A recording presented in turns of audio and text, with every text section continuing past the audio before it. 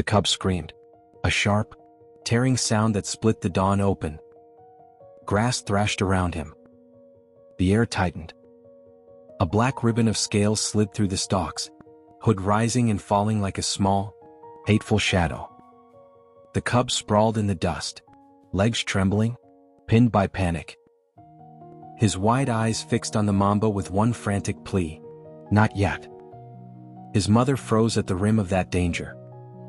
Gold muscles trembled beneath her fur. She watched the distance between them like a debt she could never pay. One step too close, and the mamba would strike with the speed of a falling blade.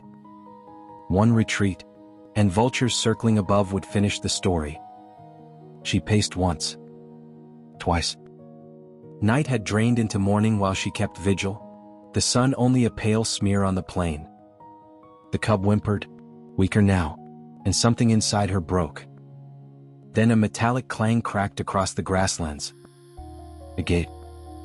The human kind of sound. Sharp, careless, and alive. Her head snapped up. She turned from the snake and ran, not toward cover, but toward the fence that divided her world from theirs. She ran stripped of pride, driven by instinct and desperation alone. At gate 3, Owen Miller paused mid-sip. The roar he heard wasn't territorial. It carried urgency, a tremor of fear beneath the sound. He set the mug down so fast it rattled. He ran for the gate, boots hitting the dirt in fast, clipped strides. As he reached the fence line, he froze. Sola stood in the road beyond it, framed by settling dust and the pale edge light of morning. No pacing. No stalking. Just waiting. Her chest heaved. She looked toward the plains, then back to the fence, as if torn between fleeing and staying. Maya caught up to him, breath sharp. That's Sola. Jonas's truck screeched in behind them, gravel spraying. He jumped out before the engine fully stopped. The three of them moved together toward the gate, instinct, training, and urgency folding into one motion. None of them had ever seen a lioness come to a gate without hostility. Owen lifted his binoculars. In the grass beyond her lay a small, shaking shape, a cub. And nearby, a flash of black, a hood swaying like a dark banner. Black mamba, he muttered. His throat tightened with a memory he tried not to visit. A young ranger he couldn't reach in time. Sola held herself rigid, eyes flicking between them and the plains. She wasn't guarding. She was pointing. They acted fast. Horn? Owen said. Maya fired the air horn across the field. Two small mambas slithered away in a furious wave of scales. But the largest one stayed. Its hood rose higher, tongue flicking, body coiling in a perfect, patient spiral. The cub whimpered and tried to flatten himself deeper into the grass. Jonas swallowed hard. Big one's not budging.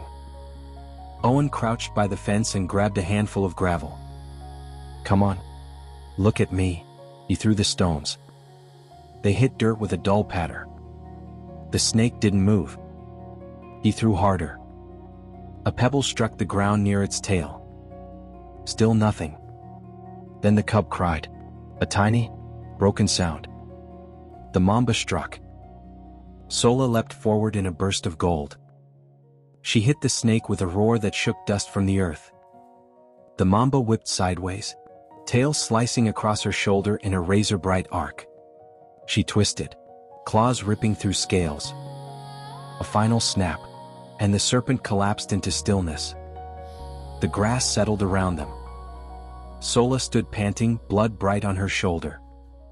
The cub pressed into her chest with a trembling nuzzle. Owen's pulse hammered. She's wounded.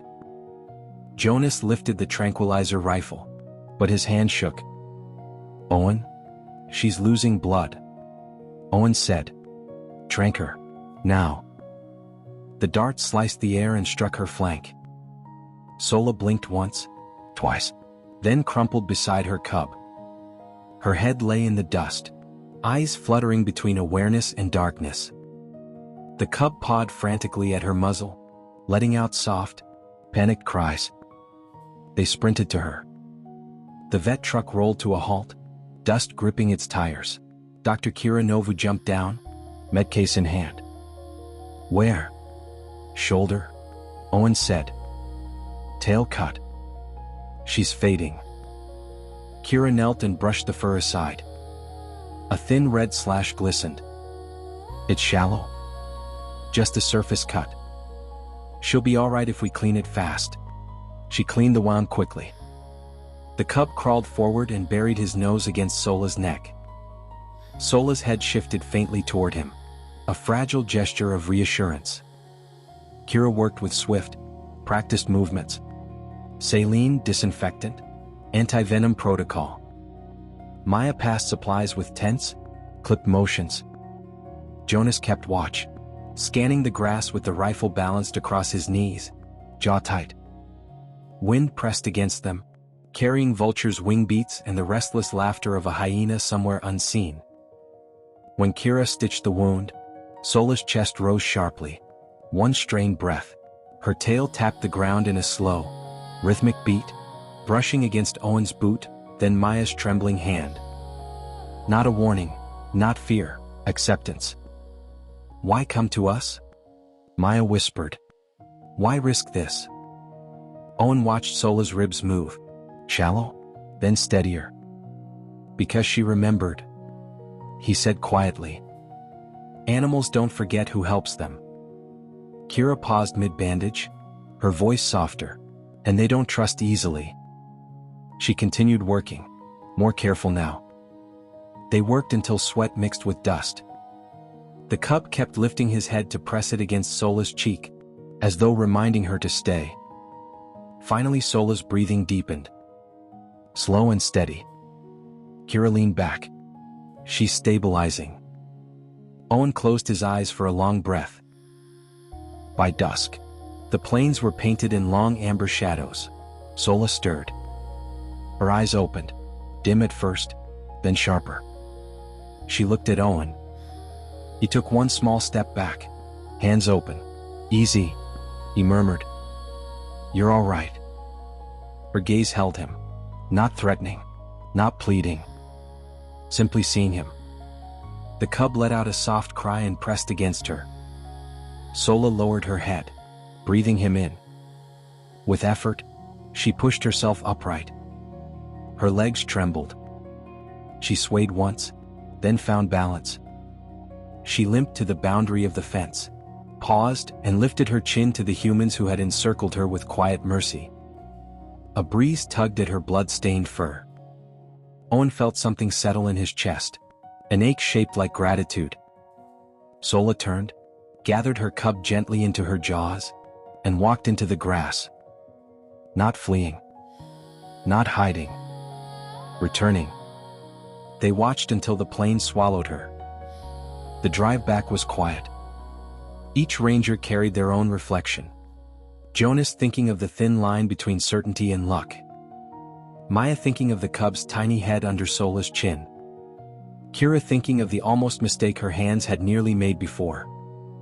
And Owen, replaying the moment Sola looked at him, as if recognizing the part of him that still believed in second chances. A low call drifted across the ridge, distant, steady and alive. Not warning. Not fear. A promise. A week later, Sola's tracker pinged. She had crossed a river and returned to hunting territory. The pulse on the monitor was strong. Alive.